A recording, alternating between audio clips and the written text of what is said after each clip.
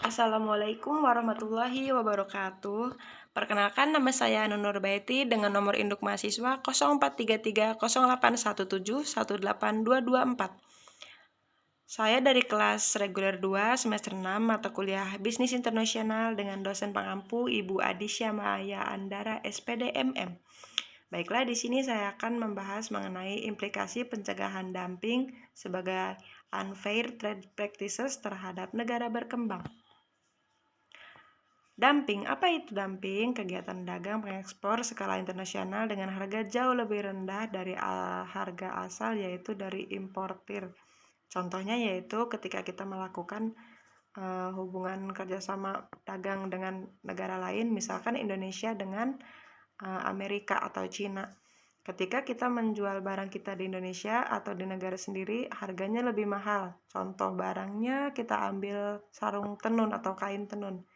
Misalnya kain tenun yang kita jual di Indonesia itu dengan harga 500.000 sampai 700.000. Sedangkan kita ketika menjualnya di luar negeri hanya 50% dari harga jual di Indonesia, misalnya kurang dari 500.000 seperti itu. Jadi terjadi diskriminasi harga. Selanjutnya, pentingnya perdagangan lintas negara karena kerjasama antar negara sangat diperlukan, terutama dalam bidang ekonomi. Tujuannya mendapatkan keuntungan yang sebesar-besarnya.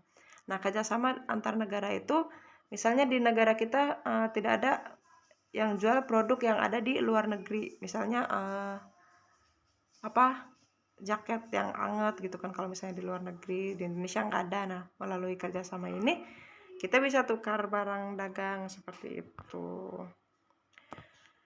Negara berkembang sebagai aktor penting dalam mengurangi hambatan perdagangan seluruh dunia. Diskriminasi penjualan dengan adanya perlakuan adil antar negara yang satu dengan yang pengekspor, mulai dari proses sampai ke tangan importir. Nah, mulai dari pemrosesan, dari penyajian awal itu dilakukan secara adil hingga sampai ke tangan importir atau yang menerima barang tersebut. Selanjutnya yaitu persaingan tidak sehat. Persaingan tidak sehat seperti munculnya praktik ekonomi, muncul berbagai dampak. Sebagai dampak terjadinya persaingan yang tidak terbuka, terjadilah penyimpangan-penyimpangan dalam perdagangan. Muncul praktik ekonomi sebagai dampak terjadinya persaingan yang tidak terbuka itu seperti dalam hal pembayaran gitu. Jadi dalam kedua pihak ini tidak jujur, tidak terbuka seperti itu.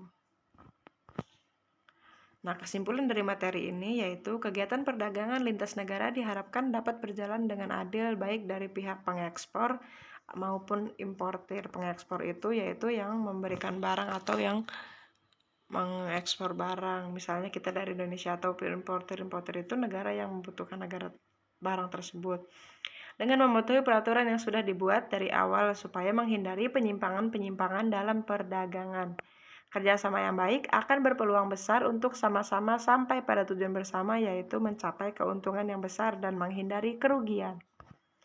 Sekian penyampaian materi dari saya, kurang lebihnya mohon maaf. Assalamualaikum warahmatullahi wabarakatuh.